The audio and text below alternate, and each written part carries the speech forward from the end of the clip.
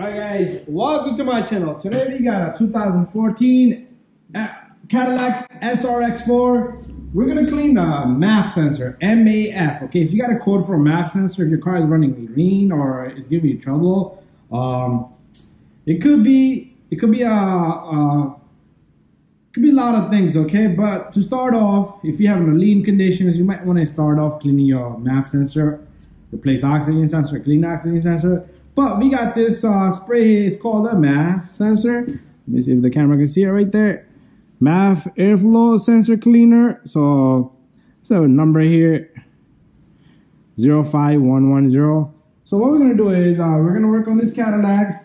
We're gonna remove the sensor and we're gonna spray this guy to clean that sensor. You guys are gonna see a full detailed video. So let's go on to the vehicle itself. Okay, so MAF sensor is always located on the duct pipe. If you start from your air filter housing right here and follow it, you will see that. Okay, this is the Cadillac. So the Cadillac has a small little red tab down here.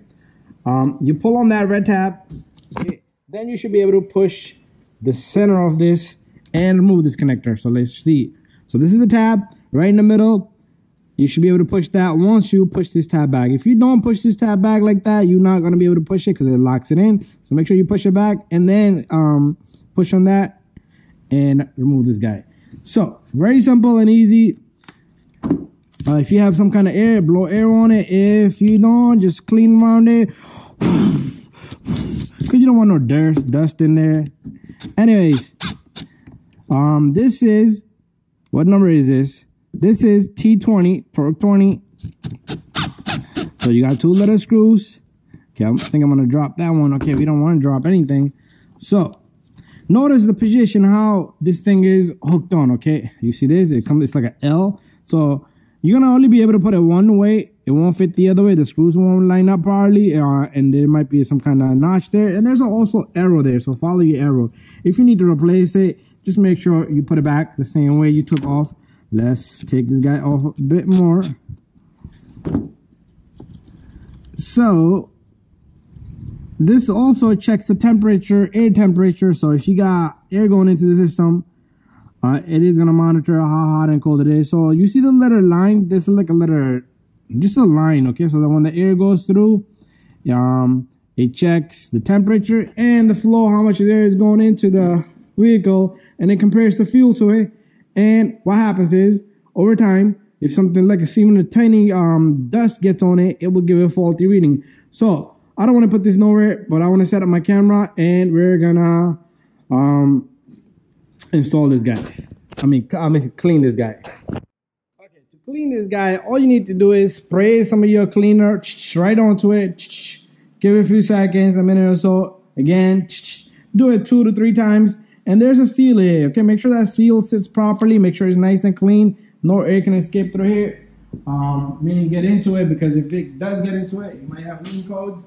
Anyways, take your cleaner. All you're gonna be doing here is, that's it. Go each side. Give it a few minutes. Once you're done, putting this back on, okay, I'm gonna let it dry off as we talk.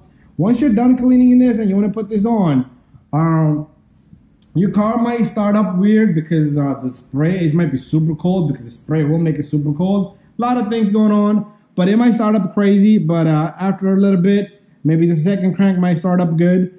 And what you want to do is, you want a key note here. Once you're done, don't just reset the light and then you start up the car and the car starts up cranky. It's going to pick up some weird signal. So let it run for a little bit. And after that, put your scan tool on and delete the code. So once it's dried up, it's picking up good codes. If it picked up some crazy code, it might pop up another code and you don't want that. So here's number 2, okay? That's all you're going to do. Small light sprays. Try to get it from this angle. So if there's any dust grain, it will pop off that way. Sometimes it's this way, will pop off that way. Okay, so that's attempt number 2. Don't blow any air on it. Okay, don't do that. You'll damage it. So just let it dry up. This thing evaporates really quick. So as you can see, it's already dry. So what I want to do now is I want to give it a one last good touch. Bada bing, Bada boom, we're all set. We're gonna let it dry up, and then I'm gonna come back and we're gonna install this guy. Okay, we're gonna go back onto the vehicle. So remember, make sure this area is nice and clean. All you do is you take this little guy, stick it right back on. Okay, your little screws. Even though I use a power tool, I want you to be careful, okay? Even by hand, because you can tighten the heck out of it, and you will break the area where the screw goes into. The threads might strip because it's plastic. So what I like to do is, okay, go slow, okay? Even if you're using a power tool, even by hand, go slow so the sensor sits nice and flush from both sides.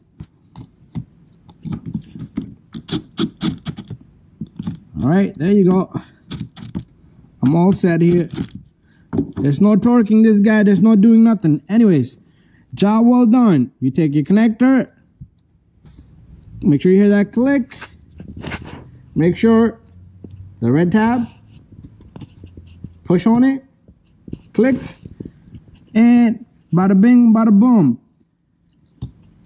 No more than 5 minutes. We talked a lot. Anyways, thank you for watching, guys.